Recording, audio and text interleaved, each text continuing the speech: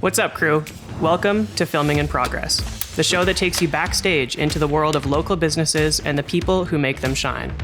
Our guests today are Tracey and Asher, co-founders of MOTIV Architects. With a shared love for crafting thoughtful spaces, their work bridges rural and urban divides, integrating sustainability, community, and creativity into every project.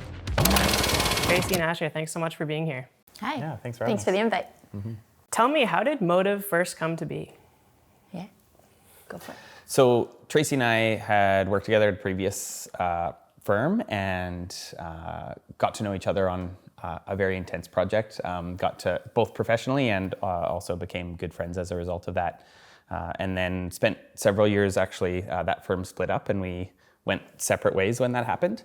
And so spent several years then working apart, and at some point I had come to the decision that I wanted to go out on my own, and so I started to left that place and started my own practice. And within a few months of that, Tracey decided to leave where she had been.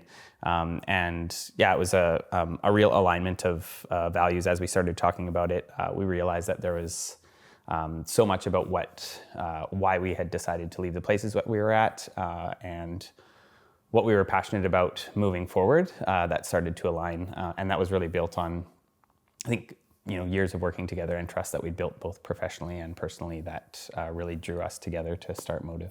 Yeah, we had both really established significant careers already, working in big, well-known firms doing beautiful projects.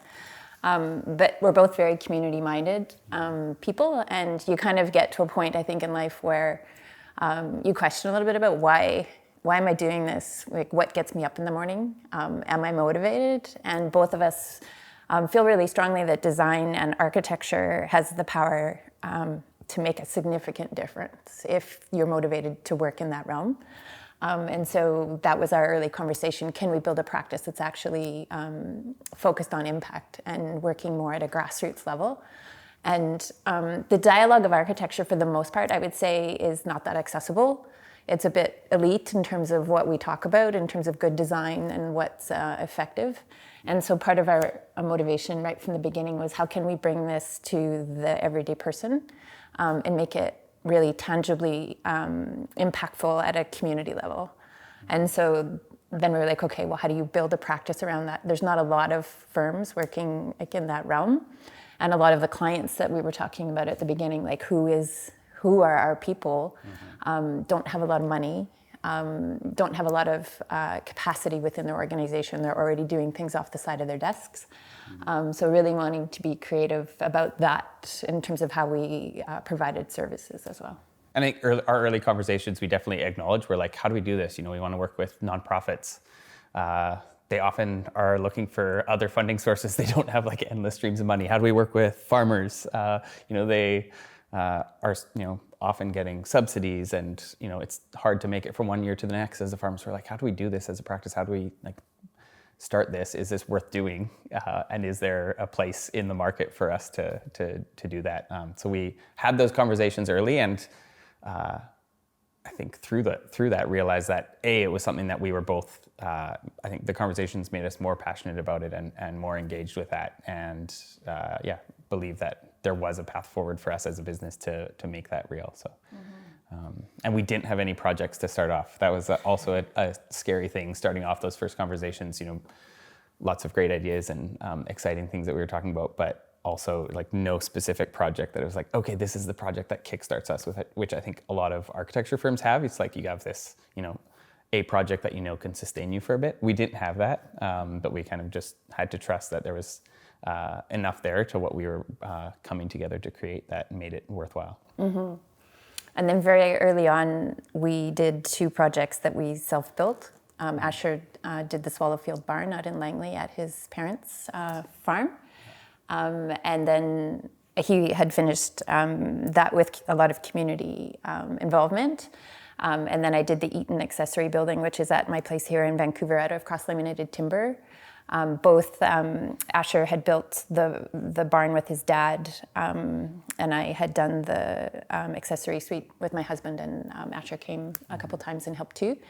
And so those projects are significant in that they were our first, these are built were established kind of projects, but also the hands-on kind of component of building, I think, is really core to who we are as well. Like not just being the draw it, you build it kind of firm as well.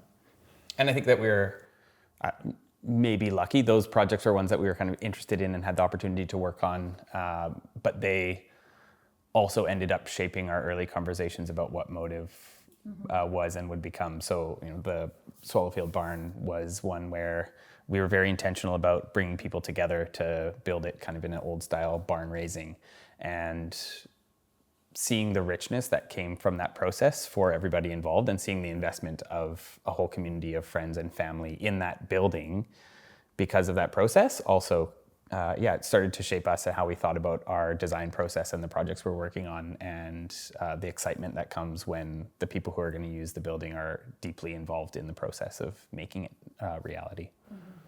Yeah. Amazing. Was there an identifiable moment in for both of you where you were like, it was about time to leave your previous firm, that you can identify that was like, this is it, it's the tipping point, and it's time to do our own thing? Yeah, I think it's probably a little bit different for both of us, but I was already in a principal role at another firm that was starting to grow quite rapidly. And there's kind of a shift that as an architecture firm you make when you get bigger than 20 people that I didn't like the feel of. That I was turning into more of a manager, and we were getting projects to kind of feed the machine, I would say. And so then you really start to think about, as a principal, will I be able to do the work that I want to do in this practice that's already established and has its own kind of cogs? And it took me quite a while. I think it took me 2 years of kind of trials and tribulations to be like, no, I won't be able to do the work I want to do here. And I left without having talked to Asher. Like, we didn't already have MOTIV cooked when I did that. And we really took the time to talk about MOTIV for probably about 4 or 5 months before we launched it, about what it could be, what we would call it, who would our clients be. So there was a lot of talking and ideating, I would say, before we actually did it. Mm-hmm. Yeah, and for me, I think again, similar to Tracey, working at a place that the work was very rewarding. Great colleagues, talented colleagues that I was working with and under. And I think a few things. One, I think realization that working under the name of somebody else, not that I dislike that, but that I just had always come with a bit more of a communal aspect to what this thing was, and looking ahead that my own contributions to that maybe wouldn't be what I wanted them to be. And that also, I think, influenced us when we talked about what MOTIV was, that it from the start was never going to be Tracey and Asher or deGroot Mactavish or something like that. Our names were not what was driving us, and our name on the door is not what was driving us to be what we want to be. And then I think the other thing that was kind of serendipitous was that I'd started work on the barn project, and realizing that it was an opportunity, however small, it was an opportunity to kind of use that project as a starting point for something.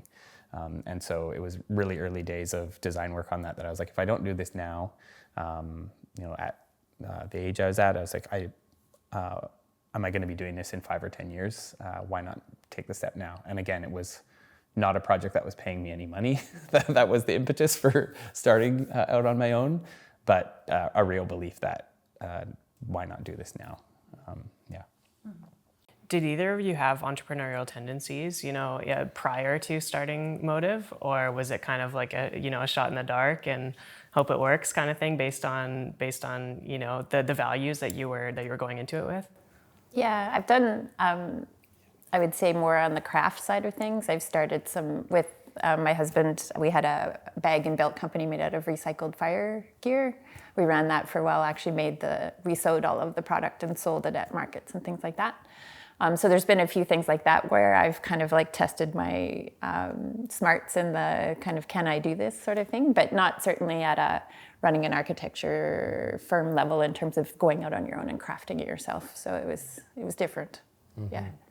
And I think for me, not really at all. I think certainly had experience and interest in leadership and direction and vision and those things that I had been, whether it was like at school or in the firm that I was in, feeling like I was part of shaping some conversations and discussions and vision, but not that I had ever done any kind of business or anything related to running a business. It was very foreign and very new, and a big learning curve for sure. Yeah. So reading through your website and learning about your architecture firm, it was fascinating to me because it's clear that the core values are upheld in every project that you do, and it's also clear that you take on every project. You can be selective. It looks like every project is unique to has its own unique values, and you uphold those within that. How did you go about building those core values in your business, and how do you go about upholding them now for every project or every potential lead that comes in? Yeah, I think it's evolved over time, and we've kind of continued to work on it at a number of different levels. We've been being small gives you a little bit of that freedom about, do we really want to do that or not? And to a fault, I think we've said no, especially in the beginning, a lot, and probably both got a little thinner as a result of that. Yeah. But just really wanting to be true about what we've created here and not let it go sideways, both in the type of projects we took on, the type of clients, and just trying to be true to that. So a bit of stubbornness for sure. And then as we started to feel the kind of traction in the different areas, starting to be really much more specific with each other, as well as with our outward facing message about the work and how that folds into building community. And the idea of the kind of 3 pillars of what we work within being the kind of key components of successful community. So, safe and accessible housing, spaces to learn, and agriculture and food systems, and that those aren't in silos. Like a successful community is when all 3 of those things are happening in a unique way, kind of a rich way. And so that started to feed a bit of our go, no go as well, about what's the opportunities here in each of the projects. Yeah. And then just in the last year, we've done a bunch of work to get to B Corp certified, which in terms of making sure we're walking the walk, or walking the talk internally, as well as really building that into our projects as we build them. So that's all happened over time. That wasn't something we just nailed at the beginning, but as you start to see it fall into place, you kind of hone it to be more specific. Yeah, and I think over time we've realized that there's an interest that our clients or potential clients have in the overlap of those 3 things, those 3 pieces, and that's. I think at the start we kind of had an idea that maybe that was unique and different from what other people were doing, but I think that's grown over time in the sense that there's not many people that are interested in this particular kind of overlap of learning in agriculture and food and living together. So, yeah. That community aspect and specifically the food aspect, designing with food in mind. Tell me a little bit about that. I know that you segregate on your projects based on those 3 pillars, but specifically to food, that interests me a lot. Yeah. A really unique kind of backstory is both Asher and I grew up on farms. Asher in Langley, and I grew up in Alberta, southeastern Alberta. So I think the core of it comes from a kind of innate connection to the land, and having both, grown up with gardens and animals around, all that kind of thing, is where it starts. And then the diversity of what that can mean now, and in the contemporary city, I think can go in so many different directions. So food itself is this kind of universal language. It doesn't matter what culture you're from, whether you can speak the language, people will gather around food, and there'll be a shared kind of communal aspect. So there's components of that in gathering and even in drawing people to learn in that. But we also have a real interest and projects that are digging into agriculture, the actual growing of things, but also food systems and transportation networks and decentralizing the food system, those kinds of things. So it's pretty broad in terms of where our interest lies, but it all is like fundamentally connected to people's understanding of where their food comes from, but it's connected to community, being connected to where you're from, knowing your neighbors, all of that is kind of intertwined. So it's not a simple explanation, but hopefully I conveyed complexity with that. I think it goes back to again, something we talked about in those early conversations, which was, what kind of people do we want to work with, and what are those people like? What do they need? And certainly working with farmers and people in rural communities came up often, and there was an authenticity that we've always experienced in those communities that we wanted to be a part of and want to work with. And I think that also from the start was something that we tried to embed in the work that we're doing. And having experience, as Tracey said, food and the growing of it and the preparing of it as such a community building event in our own lives, both, whether that's at home where we grew up or elsewhere in the world that we've traveled, just knowing how important it is to bringing people together and wanting to embed that in all of our work in some way, that it is just so important to how we live as human beings. And I think there's a significant lack of it in the urban condition. So we're interested in the rural condition, but also live in the city and have for many decades. And so just this kind of sense of absence of that, which is sad. I mean, I think you could have that authenticity in the city too, but you really need to work to bring principles of growing and food and all of those things as part of urban planning, really. Like there needs to be roof gardens, there needs to be corridors for bees, there needs to be all of these things. We always talk in terms of streets, sidewalks, and parks, just as an example, these kinds of tools that you lay out a city with, but agriculture and food needs to be interwoven in that. And I think as we mature as a practice that we really want to become more of the leaders in that realm of city planning, urban planning, and that's reinforced by the individual projects that we do behind it.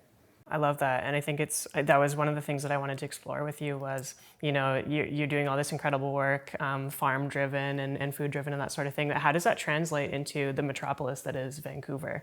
Mm-hmm. What is the kind of work that you do in the city, or what the work that you want to do in the city that kind of aligns with, the sustainability and community aspect that you get maybe a little bit easier outside of the city? Yeah, I think our goal with those three pillars is we love it when there's the possibility of those things coming together. The reality of many of our projects is that they come to us maybe with somebody wanting a house or somebody working on a farm or on a school, or they often come as being one of those aspects, and that's why someone comes to us because of our experience with that or some other reason. But what we want to be doing on our projects in the city is to where we can to bring that conversation up with our clients, so that when we're talking about designing maybe a single family house for multi-generations in the city on a really tight lot, that we talk with them about how do we turn your front garden into something that is growing food for the three families that are living there. And some of those, as Tracey said, are not necessarily directly our wheelhouse as architects, like what we're trained to do, but that we have such an interest in it, and we know that the design that we do helps facilitate that, and we can bring partners on board that are the experts in that as well to support us in that work. And there's some interesting typologies that I think start to build up the density of this in a city too. So farm schools are becoming more and more common here, more around kind of growing vegetables. But Alberta actually has some really interesting examples. I've just been out to Irvine and Ontario recently to see their projects where they have husbandry. They've got the cows and the sheep and the chickens all happening, and the kids are very engaged in that. Ontario is also doing hydroponics and actually growing fodder for the cows hydroponically. So there's some really interesting examples that are very easily implemented in an urban, well, the animals not so much in Vancouver perhaps. I wish that was the case. I'd love to see sheep, mowing the parks here. Yeah. There's cities in the world where that happens. Where that happens, yeah. But it's that kind of, even just to use that example, seeing the sheep mowing the park is just this kind of connection to food and husbandry and how those things work that's missing. We taught a studio at UBC that was for urban farm at Hastings Park a few years ago. And it was actually a working dairy. It was hypothetical, but it was with a client who was actually interested in doing that.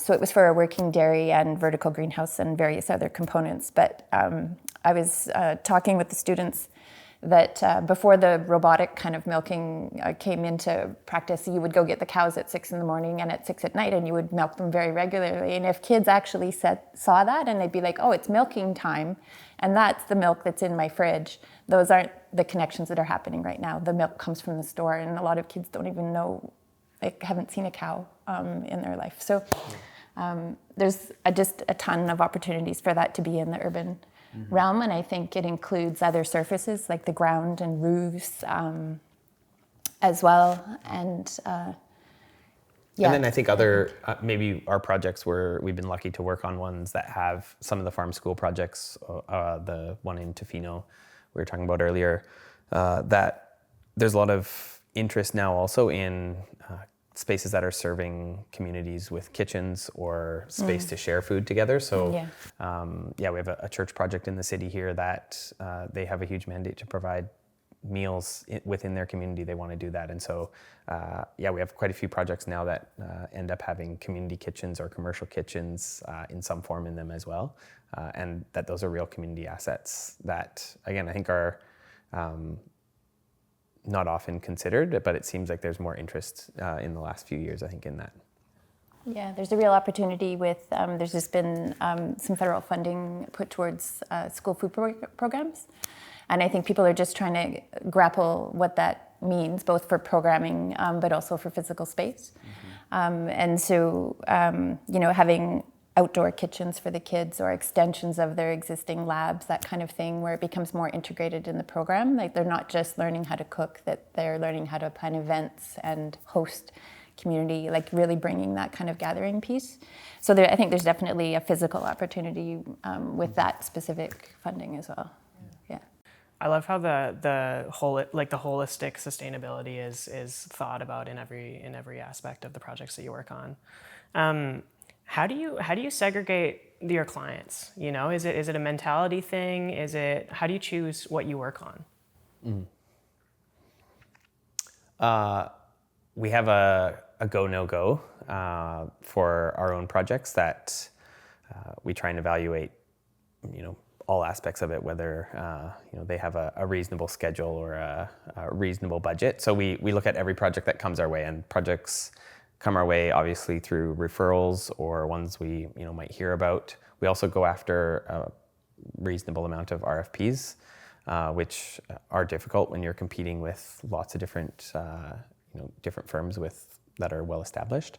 But we have a go no go sheet that we go through and try and just be honest about whether we have the capacity and the knowledge and understanding, and at the outset, before we spend too much time on a project, to detail for ourselves why we try and spell out in a lot of detail, like, why should they pick MOTIV? Like, why are we the best for this job? And if we can kind of, in 3-4 points, highlight what that is for ourselves, then we'll go after a project. And Yeah, I think when we first started the practice and we're going through all the names and we landed on MOTIV, we were like, so the first meeting with the client, we can always say, what's your motive? And so I think it's really about that. Like, what are they trying to do with this project?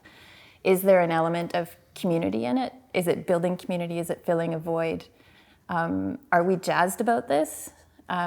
Because if that's not there, I'm not sure how, project, as we talked earlier, projects can take 5+ years.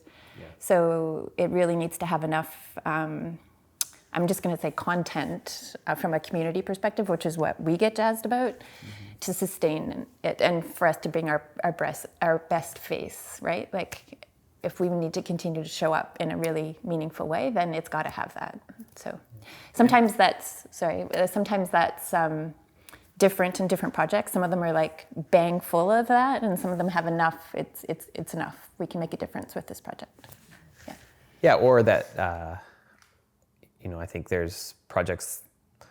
Maybe it's the ones that are not full of all of the things that we're interested in as a practice, but there's also ones where you get really interesting clients that have come to us and have an aspect of what we're interested in as a practice, but they're just really interesting people, and you're like, I want to work with these people for 5 years. That would be amazing. Like, if that would give us fulfillment to be working with them and to help them achieve what they want to do as a client, and we get excited about that. And so sometimes that's why we decide to go after a project, is because they're interesting people, and if we can help them, like, the world will be a better place. We had a really lovely family, husband, wife, and small son, who came to us, who had just bought a farm on ALR land. And when they came to us initially, they wanted to renovate a chicken coop building to live in, and didn't have much budget. But this is exactly what Asher's talking about, just this really genuine, authentic people who wanted to live closer to the land, wanted to have a very small footprint. They ended up building a new house on the site because the chicken coop had no foundation. But the motivation was just, we actually are behind what these folks are trying to do. They wanted to do a very environmentally conscious building that was passive house in terms of its energy performance, a tiny footprint. It was 1,200 square feet. And we're like, yeah, okay, we're going to do this. And we're going to do it in bite-sized pieces that they can afford, and we'll take it as far as they need to get what they need, which in that case, we weren't involved in the construction aspect of it. We just took them to building permit. But it's an example where it was just important for us to help them. Mm-hmm. Yeah, it was a great project. Yeah, I love that, and that makes perfect sense, because it's purely about value alignment. I'm sure you're not just selecting your projects based on budget. It's how does this align with our values? How does it align with theirs? Which brings me to, how does it work when if you're building somebody's home, for example, it's probably not a recurring client for you too often, right? I'm sure there's other clients that are like that, but how do you go about kind of fostering new work once a project's been completed? Mm-hmm.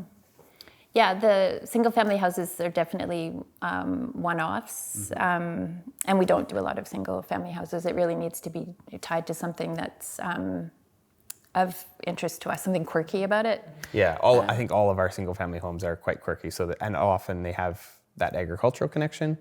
One of them, as an example, it was on the floodplain in Sumas, where the big floods were several years ago, and the client had rezoned a lot from industrial use to agricultural use, which is very unheard of for somebody to do. It usually goes the other way. Usually goes the other way, like stuff gets taken out of the agricultural land use. And so we're like, that's amazing and interesting. And, so yeah, definitely those ones are one-offs, I would say. For the most part, it's a really interesting story that we want to engage with for the most part. But in terms of how we tell the story, there aren't a lot of repeat clients in architecture unless you get really engaged with an institution or a developer, I would say. So what the challenge becomes is getting the built work. You need built work to convince people that you can do the job. And so once you start to get the built work, it's showing how your values are evident in the built reality of what we've done, so that they can see it. And so the words start to match the product. And then they can be like, yes, I can see what you're doing. I want that for what I'm doing. And then our work is to then demonstrate to them how that is specific to their project and to their site, place specific. So it's a challenging profession in that regard. It's not like we have these kind of canned, this is what we do and this is what you need. You really need to tell the story in a compelling way, and to show it. I demonstrated it over the years. So it's a long game. You have to be very patient to be an architect to see that all realize. And we've said this on many occasions, but to one another, the importance of not burning any of your bridges. Yeah. Like anywhere, like whether it's in the design world and other like colleagues we work with, or clients or potential clients, no matter where, a client might decide to go with somebody else when we give them a proposal, and we, are always in a position where we wish them well and follow up, and, it's proven out that those early conversations that we might have that didn't lead to a project at the time, 5 years later, all of a sudden someone gives us a call, and it's worth investing in those conversations for sure, even if we know that the chance of a project early on might not be significant, but we have the conversation and tell them about what we're interested in and make it clear what we're interested in, and You never know. No. It's not worth ever burning bridges, totally. Yeah. Tell me about this better than net zero concept. Go ahead, Trace. Yeah, I think it goes back to the holistic sustainability piece. As architects, and kind of in the realm of what generally architects talk about from a sustainability perspective, are materials-based. People talk about VOCs, what's it made out of, what's the energy use, and now in recent years, it's more about carbon. So net zero energy is really focused on envelope and mechanical systems. Net zero carbon is starting to pay a lot more attention to what products you're using and where it comes from. Water. And water, yes. A key part of conservation, and using captured rainwater for grey water to flush toilets, that kind of thing. Our cloud project in Tofino is the best example of that, the Living Building Challenge, and it has a lot of those components to it. But I think for us, those are kind of like the nuts and bolts of sustainability, and they're not getting at the bigger picture. And so that same project with the Cloud Co-op Biosphere Trust was one where they already came to the table with this bigger vision of what sustainability meant. And for them, it was social, it was cultural, it was economic, and it was environmental. So the components I'm talking about that architects generally delve in are environmental. Mm-hmm. And so then you start to think about, how does this affect the community? How is the community engaged in this process of design and construction? And how will they then take this building after we're long gone and let it be their own and take care of it into the future? And then that project has 5 new Channel nations who were part of the kind of governance of the UNESCO region. How are their values, or they're already, built into the CBT's view of who they are, but how does that become part of the project? How are they engaged? How have they had a chance to have their input on this project? So I think in our mind, a project is only sustainable when it starts to kind of touch some of those broader fingers. And that's where I think how we define success as a practice, and when we look at projects, was that successful, is a little bit different than others in terms of the lens that we look through. And I think the process is critical to that.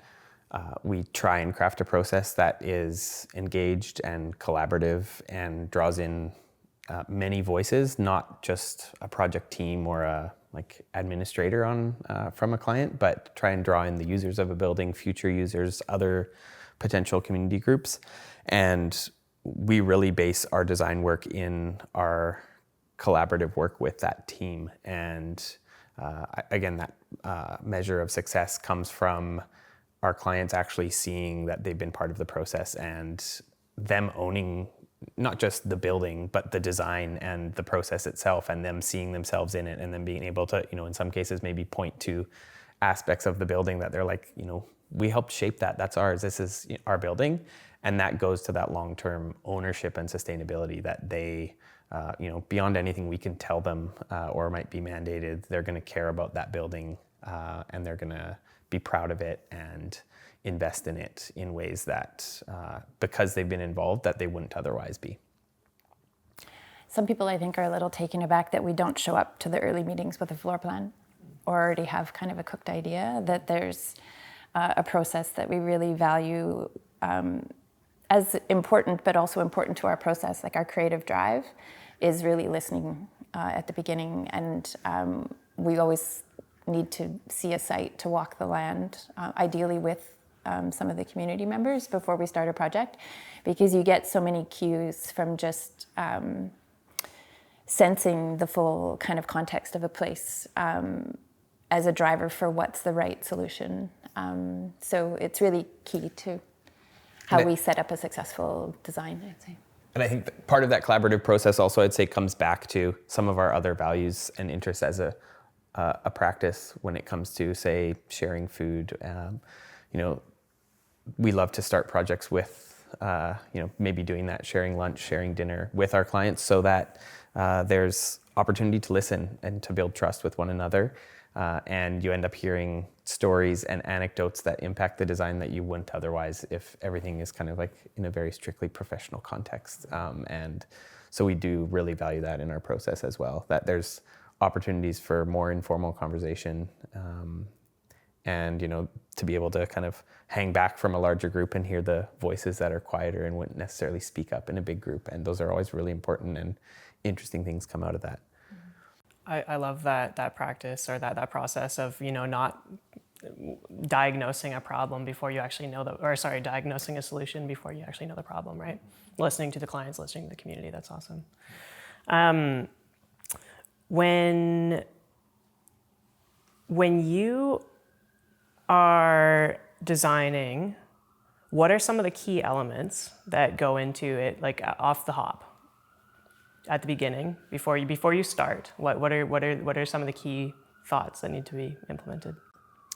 I think, as Tracey noted, that like starting from the site, so we, with the help of our clients, we do really extensive research about history of place, about environment, the kind of physical aspects of a site that you might get from a survey, services, et cetera. That's all important, but really delving into the broader history of a place to understand how that might impact our design work. As an example, we worked on a project with a developer in Tawasin where they had been doing this project for some years, but when we started work on one of their sites, we really dug into the history of the place as it related to agriculture and all of the different processes, farms, et cetera, that were kind of in their neighborhood, and placing this project within that to kind of understand where it might fit.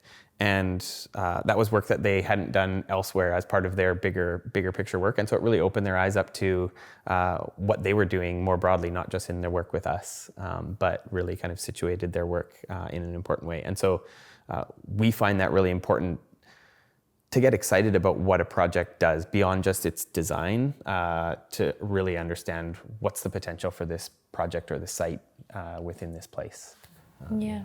And then I think there's an element of just understanding where the sun is, understanding where the wind is to really site a project, and to really think very early on about the role of landscape and the relationship of inside-outside, I would say is pretty core early conversation before we even start to lay something out. Like where do we have views? Where do we have like a sheltered space that could extend the season? Is there an opportunity, to drag program out, whether that be kitchen, cooking related or gathering related? So those kinds of things, I think we think and talk about before we really start to draw too much. And then just to reinforce what Asher's saying, I think it's just really trying to find the underlying story of the place. And that might have been historical significance. It might be the cultural significance of the place to the traditional people.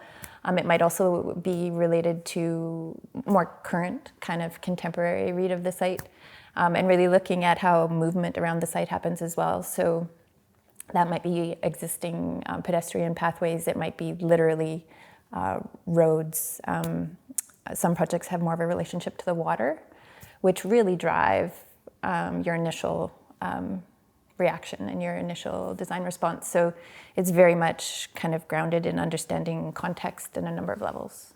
And I think going back to how we set up our process collaborating with clients, what we would typically do is try and do some of that research, but then have a discussion with them about both kind of confirming our read on things and getting their experience and overlaying that in there as well, and getting them to think differently maybe about the site or the project than they have as well. So using this history to really, the history or context to really get them to think differently about what the project is or what it might be. A lot of clients come with predisposed ideas about what the building might be before we even get involved, and also what the program is. And so we also really interrogate the program with them. So all the spaces that they might think that they need to understand where there's overlap, understand where there's parts missing, understand where spaces can do more than one thing. Again, hoping that we can be efficient economically with with their money and their funds on a project, and get them more at the end of the day to be able to do more and be more in the community. Yeah. I'm curious where, looking through the lens of sustainability, where your practice starts and ends. And what I mean by that is, when you're designing something with sustainability in mind and you want to be conscious of, energy use and water use and these different elements, are you involved in choosing the light bulbs and the fixtures and those sort of things, the amenities and the uses of those to ensure that, it's not only net zero or that sort of thing off the hop, but also continues to be down the line? Mm-hmm. Yeah, making a building is a very interdisciplinary exercise. It's not just architects at the table. So any project has a pool of engineers that we work with, structural, mechanical, electrical, civil, and often landscape on any project, regardless of its sustainability targets. Mm-hmm. And then when you start to get more ambitious with some of those measures, there's more kind of specialty knowledge that comes in, particularly related to rainwater, capturing rainwater and reusing it, whether it's potable or not.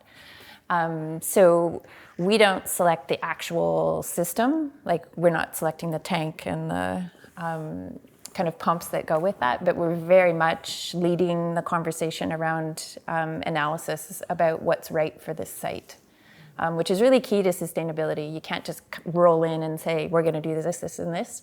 You really need to look at the context again. I feel like I'm using that word a lot, but to really understand what's the right fit for the site, what's, its cloud cover, how much rain do they get, do they have periods of drought, does it even have the potential for solar if it's cloud cover 2/3 of the year, Tofino example again. Yeah. So some of the things that might make sense in Vancouver don't make sense in other sites. So it's very much a rigorous life cycle analysis, we call it, where does that make sense for the site? How long is it going to take for that to pay back? And what's the maintenance protocol moving forward? So working in smaller communities, that's a really key piece because they might not have the capacity to keep a fairly sophisticated system running into decades in the future. So you need to design it in a way that the community can take care of it. Yeah. So, and a lot of our role is asking good questions of our consultants and making sure that they get in the room with the maintenance folks who are going to be running a project at the end to make sure that it fits and isn't something that's necessarily extremely high tech and not able to be maintained within a community. So we end up needing to know a lot about all of those things. We, as Tracey said, we don't design it in detail, but we need to have a real good knowledge of all of those systems. And sometimes that means that we're learning on a particular project about a system that's being proposed. We don't necessarily know about it in advance, but we really need to know enough about it to ask good questions and push our team. And I think because we spend so much time up front getting to know a place, and a client, quite often we're the ones that are like, I don't think that makes sense. But if we did this, it's kind of the common sense that comes to the table because you spent so much time trying to understand the place, which a lot of the engineers, they have the metrics, they'll look up the solar and all that kind of stuff, but they might not even have been to site. Mm-hmm. So it's a different kind of spidey sense that I think is pretty important on a project as well. So I imagine that you work with similar people on multiple projects, right? It's not, yes. Maybe not always, but yeah. We have our A team. Yeah. Awesome. You need those. Yeah. So I'm curious, when a project is complete, is there a follow-up process? You're done your work on the project. Do you check in? A year, 6 months, whatever. What does that process look like to ensure that the values that you built it with are being upheld? Yeah. It's a great question, and I would say typically in our industry there isn't great follow-up. Mm-hmm. There's a 1-year warranty period is typical on a project, but that's kind of a little bit more related to deficiencies and making sure the contractor doesn't leave the game without making sure things are fixed. The Living Building Challenge is a good example where the project is actually monitored for a full year after its occupancy. to actually take the metrics of how it's doing on energy and solar and water, however the project evolves, but also to report back on how the community is engaged in the components that we forecast that it would be. You know, are they actually growing herbs for the kitchen that we projected them to? Like this kind of check back. And, you know, MOTIV is 7, so we don't have a ton of built projects where we followed up, you know, further afield. But I think it's a really important piece to just knowing how things are going and seeing how they might have changed it, like how they might have occupied it and transformed it themselves. So it would be something that we do in the future. Yeah, we had 2 projects recently that we photographed where they were both good opportunities. So they finished 6 months ago and a year ago. But they were both good opportunities to be around the project with people that are using them. And people realize that we're the architects and designers of the project, but we try and just get honest answers from people still. And people are very willing to share their views on what's working and what's not. And we just see it as really good intel for ourselves for future projects. Sometimes, you know, there might be a reason why we might be able to like help a client out on that project still to help solve that problem and give them some ideas. But yeah, it's really fulfilling to get that kind of feedback from people who are using the buildings. The school that we finished recently, you know, one of the teachers said that this makes me a better teacher. It's like, that's the best possible like compliment you can get from her, you know, and we talked with students as well who love the space, but to hear from her that response about the space is incredibly gratifying and makes us excited to continue to do the work we're doing. Mm-hmm. Yeah, and I think that's the kind of nice, makes us feel good. The technical information we might get from them is also really valuable, I think, to informing our future projects. Yeah. Yeah. Mm-hmm. You used a term earlier, which was storytelling, and I imagine that's like kind of like your method of marketing. I love that we use the same term. I'm curious how you go about that. How do you go about marketing or storytelling and, you know, sharing what you've done and what you want to do in the future? Yeah, it's definitely something that we need to be better at, I would say. Mm-hmm. We've been very focused, over the last year, internal with the B Corp certification. And now that we have that, high fives all around, really wanting to work on our outward focus and our storytelling about the practice as well as about the work. So there's various mechanisms. The important thing for us, I think, is making sure we're getting in front of the right audience. There's lots of opportunities to talk about what we do in front of our other architects, which is fun, and it's always, you know, great to be amongst your peers. But we really want to tell that story to a broader audience, and so finding those avenues is a little bit different. I did a Pechakucha last year on dirt. Was the topic, and really weaving in the kind of food systems, agriculture story, and showing the example that Asher referenced, which is a new brewery, restaurant, and townhouse complex that are all connected, as an example, and various talks in other different contexts. But where we really want to be is kind of more, whether that's in front of other B Corps who are already kind of in the same values discussion, or actually more interested in just being, you know, at a congregation or, a neighborhood board, or people who are really more at a grassroots level is really where I think our story needs to be heard more. And so if you have any ideas about what that is. I mean, one avenue is just like continuously pounding the pavement with the contacts that we have and following up with contractors that we've worked with before, in other parts of BC, et cetera, and just to like periodically follow up with people and ask them what they're up to. And I find that inevitably those conversations lead to like, oh, you know, it's actually really timely that you talk to us right now because we actually have something. So taking the time to do that, you know, the work we do can be very busy and taxing when you're on deadlines, and we've experienced as a business that when we forget to do that and forget to take the time to do that, Tracey and I, to get out there and continue to just, again, no agenda, just introduce ourselves to people, tell them about what we're doing. When we aren't doing that, the work doesn't come in as quickly and easily. And so it's something that we need to get better at doing all the time while we're also working on projects and keeping our staff busy and all of that. It's maybe a bit of a unique thing about architecture, well, and specifically how small we are. Asher and I are still doing a lot of project work. We're designing and drawing and all of that, which without a more senior staff is a little bit difficult to just pull yourself away from. So it's this balance of business development versus making sure we're actually doing what we set out to do from the beginning. So that's probably one of the bigger challenges, I would say, for us is just making the time to do that and understanding the hugely important aspect of the business is that.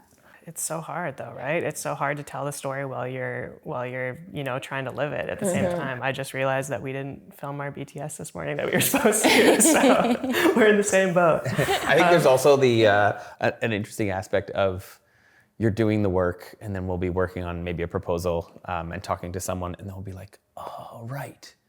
We're doing this other project that is like exactly what you're working on, and you forget because you're just dug into the work that we have this incredibly applicable project that's really interesting and exciting that you need to know about. And yeah, you're so focused on the work that you forget that there's a good story to tell there. So getting better also at, as we're doing the work, be telling the story about the work that we're doing. Mm-hmm. Yeah. Asher mentioned that we do a lot of RFPs, which is requests for proposals, which is how most public work is rendered for architects. So those ones are tricky because they're just kind of put out cold, and then you could have as many as like 15, 20 people going after it, trying to pitch the story to suit the project. So you're always constantly tweaking it to try to make it match what the project specifically is. So we do a lot of that work in terms of what we do for business development. And we're competing against architecture firms that like have people whose sole job is to write proposals. Which, the advantage maybe that we have is that while it's obviously more work, that Tracey and I know the story maybe better than anybody else about who MOTIV is and what we're interested in. So while it's a lot of work to be doing that proposal writing, we also can tell a good story. Yeah, I think our demeanor comes through in the way that we tell the story and the way that we write. And so somebody who appreciates that can feel it through the words as well. So I guess we're stuck forever doing our own proposals. And I think the most success that we've had is from connections that we've had where we get to be in person with somebody before they make a decision. Certainly, whether that's in an interview or other chance meetings, that's when inevitably our most successful projects are like we meet someone, they know us, they see the authenticity that Tracey and I bring to our work and the passion that we bring to it, and that's more likely gonna make them want to work with us than any proposal document that we can give them. Absolutely, yeah. I think it's integral, right? Especially when you're making a decision. I mean, an architecture decision, choosing an architect is a huge decision that affects your life for years and years and years, right? And the value alignment and the amount of intention that goes into it. That all of your designs is, you can't get that across in a one-pager PDF. No. I imagine. Yeah, and I think part of our role sometimes is to make that clear to clients that about how important this relationship is to them, that they maybe haven't anticipated getting into the project at the start, and making it clear to them whether they like us or not, you need to, because we're going to be in this project together, and if there's someone else that you feel aligned with better, then you should work with them. That's some education off the hop, right? Rather than just it's not a one size fits all. You have to. Yeah, and we know that we're not the best for all clients. That's great, or that maybe the way that we work isn't going to be best for everybody, and that's fine. There's lots of other architects out there. So maintaining, along those same lines, maintaining that vision and ensuring that it kind of translates to every aspect of your business, talking specifically about your staff, your people, right? Talent attraction is probably very important, value alignment, the amount of it, like we talked about, the amount of intentionality that goes into every project that you work on. It can't stop when the two of you are doing other things. So how do you go about talent attraction and ensuring that your team is, upholding those same values, ensuring that they carry themselves the same way that the two of you would? Yeah, it's an interesting question. I think values alignment is huge. And I would say, it's been interesting the last couple of years just understanding who comes to us and what it's based on. And for the most part, it's people who have really looked at what we're doing and maybe even followed us for a couple of years and kind of the message that we're sending, and are coming because they feel aligned with that. And then I think involving all of them in these processes, including the B Corp stuff, like the whole team was around the table as we worked through all of that. It's not something that Asher and I work on and then kind of try to pass it through the system, that there's a real, this is what we are doing, and giving them opportunities to speak about the practice and what we do without us being there, I think is also pretty key. Like, giving opportunities to talk about why we decided to do some of that stuff. And calling them on it early on, like when new staff are like, well, you are doing this. We're like, we are doing this. You are part of this. It's important to just, like, from the outset, set that expectation that we want you to buy in. We want you to be part of this. That's why you're here. And then I think we also spend a lot of time as a team on a regular basis through the week as part of our regular routines to engage our staff in all the projects that we're doing. So they don't feel siloed into some particular project, and they get to provide comment, insight, design, expertise to other projects. We meet regularly once a week, and someone might present a particular design problem they have, and everyone gets to be part of that conversation. And we do that in a few different ways throughout the week with staff, and we've found that really rich as a way to both have them be aware of what we're doing and the breadth of projects beyond just the one they might be working on or two they might be working on, and giving them opportunities to, when they have aspirations, to also to like ask to be involved in those things when the opportunities come up. And then I think we also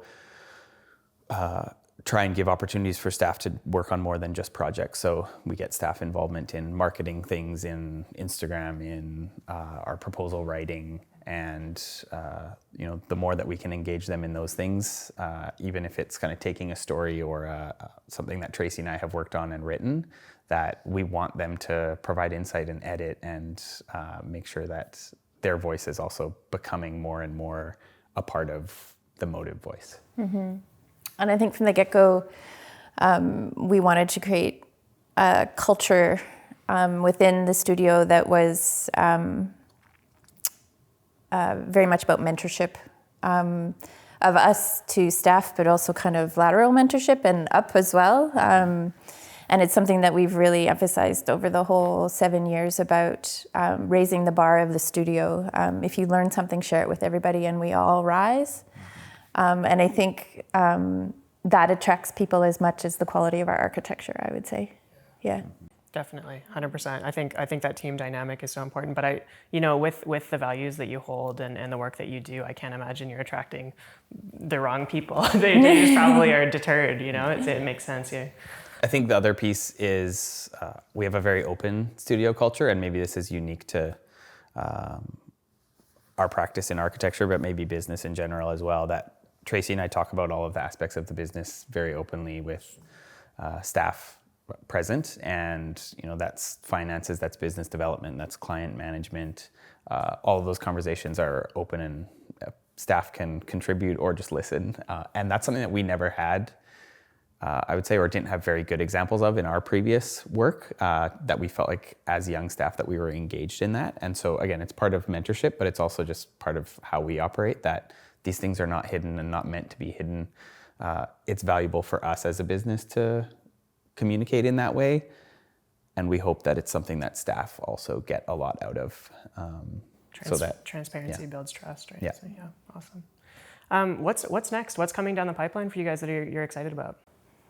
We have 3 of our dream jobs all came back at once that we're working on right now. We're extremely busy, which is fantastic. Yep. One is the Clayoquot project that we've referenced quite a few times. It's in construction docks, and it should start construction in the spring. Very meaningful project on a number of different levels. And then Asher's working on a rental housing project over a new church. It's the first church of the Nazarene. is also a very unique project where we got involved very early and really helped them define what was feasible on the site, helped them decide that they needed a development partner. But it really came from just a congregation that wanted to keep their land. They didn't want to just give it to a developer and, kind of sell out. And so really helping them with their vision initially to ground them in decision making. They were kind of unsure about why they were doing housing and really grounding them back. This needs to be tied to your mission as an organization. So very special project, yeah. Yeah, and then two other ones that are kind of in the overlap of learning and agriculture that are really exciting as well. One that's very active right now and starting up with the UBC on the UBC farm, kind of a public-facing building at the UBC farm as part of their agricultural program. And so that has kitchens and learning space and kind of opportunity to view what's happening with their research there.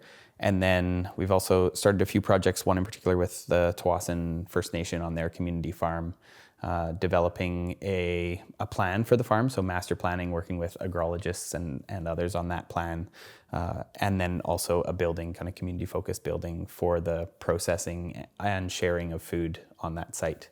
So that's one that we're really passionate about and excited about as well, given that it is kind of embedded in their traditional food ways and trying to provide sustainable source of food for their community. Yeah, so I'd say those are, project-wise, are really exciting for us. No doubt. Yeah, there's so much diversity in the projects that you do. I find it fascinating. That's so cool. Yeah. Wow. Yeah, we feel very lucky. I think early on we had a few projects that were kind of in all three of the pillars that we have. And I would say right now, yeah, we feel really lucky that we have a lot of projects where there's more kind of crossover of those things and real opportunity to have our projects have impact. Yeah. We've talked a lot about community, and I want to close with what your definition of community is. I'm sure, I know it's at the core of everything that you do. So what does that actually truly mean to the two of you and the projects that you work on? Yeah, might be slightly different answers.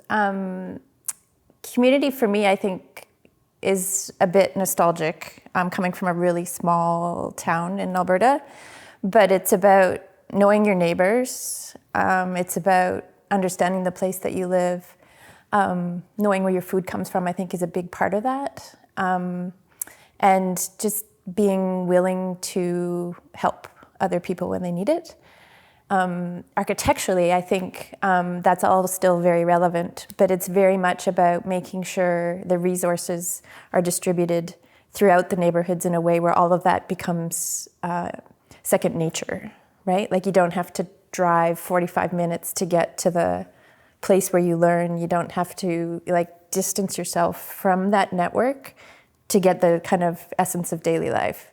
So a lot of that is about decentralizing. It's about building these little hubs throughout the city where the people who are engaging in them know each other and really reinforcing the idea of neighborhood and understanding the resources that are in a place so that you don't have redundancy too. So I'm suggesting some redundancy, but not overlap, I guess. So there's a number of different scales that you can talk about community from an urban to a building perspective, but it's about making sure those things are interconnected and fluid and working from a personal level. Like just as a human being, are you thriving? And there's a lot of physical things that actually impact that. It's not just about, your kind of personal story. Mm-hmm. I think there's also critical aspect of diversity in community, both in age, that community is intergenerational and that there's a ability for places to have kids and elders and people interacting, and that there's also economic diversity and that everyone feels comfortable there, whether they're doing farm labor or working as a professional, that there's a kind of intersection of different people in different places in their lives. I think that's really important. And I think the potential, as we've talked about, for kind of food and the table and the sharing of food to be the kind of where that happens, I think for me in my own life has been so important to, at my parents' farm to see their place as a place where people connect to the land, where there's multiple generations that come together, where, my parents have become friends with, my friends who are, of different generation than them. And I think seeing that richness is something that I then look to build in communities and the other places that I am in my life. The intergenerational thing is actually really key. Thank you for mentioning that, because it's very much about sharing of knowledge and creating this kind of continuity. And we talk a lot about lifelong learning, and that you learn, in every context you could possibly think of. It's not just when you go to school. And acknowledging that and making space for that, I think is a big piece to the puzzle as well. Yeah. Yeah, the approach it's so refreshing, and I think the world needs more of what the two of you are doing in the architecture space, extrapolated. So, thank you for sharing. Where can we send people to follow along? What you're currently doing, what you've got coming up, that sort of thing. Yeah, we have a website, motivarchitects.ca, is where you can kind of see the breadth of what we do. We have a blog that's a little bit more agriculture, food centric focused, but certainly tracks where our current R&D, research and development, might be going. And then our Instagram is a bit more tailored to like a day in the life of MOTIV. There's some, what we're doing as a team, who are our new team members. There are projects on there as well. Yeah, I think unlike maybe some architecture firms, our Instagram isn't like the polished, like finished photos of all of our projects. It's work in progress. It's us as a team together. And yeah, we try and share everything that we're about as a practice. Yeah, so that's how to keep tabs on us, I think. There's your storytelling right there. And we're across from JJ Bean in East Van. Yeah, so if you're in East Van, come by. Amazing. Yeah. Thank you so much, Tracey and Asher. Really appreciate it today. Yeah, thank Thanks. you.